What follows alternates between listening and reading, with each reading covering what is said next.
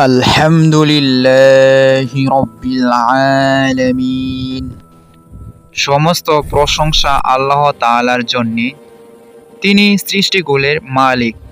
আজকে আমরা সূরা ফাতিহার প্রথম আয়াতের তাফসির এবং এর রহস্য উদ্ঘাটন করব এই ভিডিওতে ইনশাআল্লাহ। আল্লাহ তাআলাই যখন রহমান রহিম, তখন মানুষের জন্যে এটা জরুরি যে সদা সে তার প্রশংসায় মগ্ন থাকবে এবং এ সত্যের সে প্রকাশ্য ঘোষণা দেবে, আলহামদুলিল্লাহি রাব্বিল আলামিন। আল্লাহ তাআলা সমগ্র বিশ্ব চরাচরের মালিক এবং তিনি এই বিশ্ব নিখিলের প্রতিপালক। আল্লাহর সমস্ত প্রশংসা এমনই এক জীবনদায়িনী অনুভূতি, যার শুধু স্মরণটুকুই মুমিনের হৃদয়ে তার অনুগ্রহের বাড়ি দ্বারা বর্ষণ করতে থাকে। কেননা স্বয়ং মানুষের অস্তিত্বটুকু তার অনুগ্রহেরই একটি দান মাত্র। এরপর প্রতিটি মুহূর্তে, প্রতিটি ক্ষণে আল্লাহর নিয়ামত সমূহ ঝরতে থাকে, তা জমা হতে থাকে এবং সমস্ত সৃষ্টিকুল বিশেষ করে মানুষকে ছেয়ে ফেলে।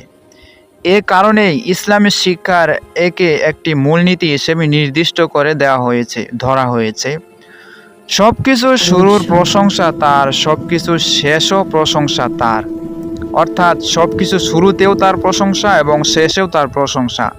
তিনিই হচ্ছেন আল্লাহ, তিনি ছাড়া কোনো মাবুদ নেই, তার জন্যই সকল প্রশংসা, সবকিছুর আগে এবং সবকিছুর পরেও। আল্লাহ তাআলার এই সব বহুবিধ নিয়ামত সত্ত্বেও যখন কোনো বান্দা বলে আলহামদুলিল্লাহ, তখন তার নামে এমন একটি নেকি লিখে দেওয়া হয় অনেক বেশি ওজনের।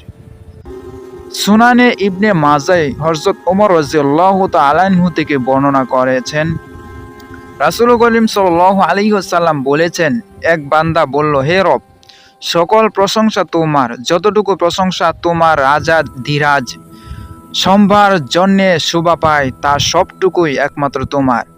এ কথা কয়টি শুনে ফেরেশতারা দ্বিধাগ্রস্ত হয়ে পড়ল, কিভাবে একে লিপিবদ্ধ করা যায়। অর্থাৎ এই প্রশংসাগুলো শোনার দ্বারা ফেরেশতারা এমনভাবে প্রতিযোগিতা শুরু হয়ে গেল যে কিভাবে তার আমল নামায় নেক দ্বারা পরিপূর্ণ করা যায়, কিভাবে লেখা যায় তার নেক আমলগুলো।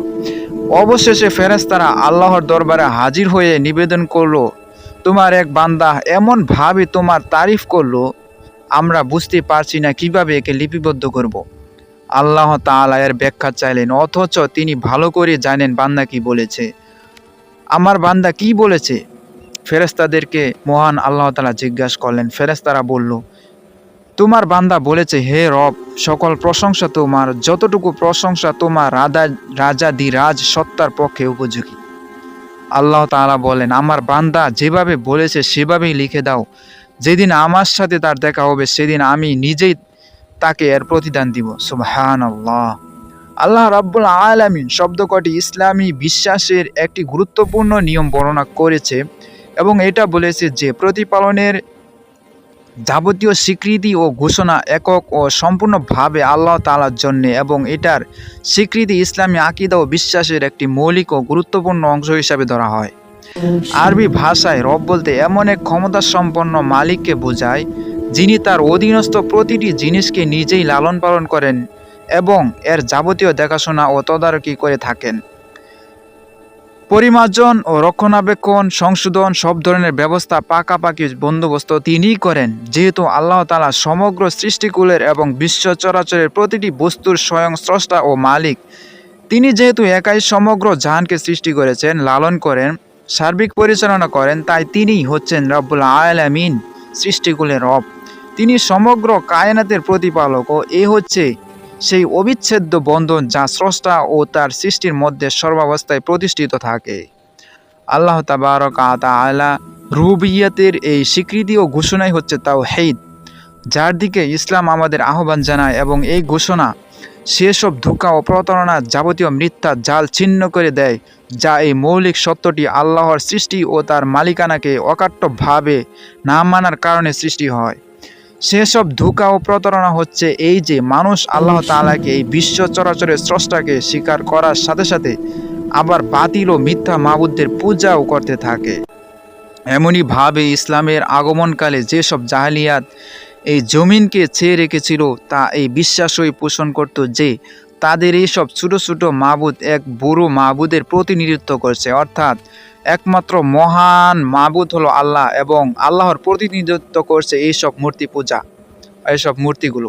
এই মিথ্যা ধারণা ও বিশ্বাসের দিকে ইশারা করার জন্য কোরআন আরববাসীদের এই কথাটি উদ্ধৃত করেছে, আমরা তো মূর্তিগুলোর এ কারণেই পূজা করে থাকি যেন ওরা আমাদের আল্লাহর নিকটবর্তী করে দেয়।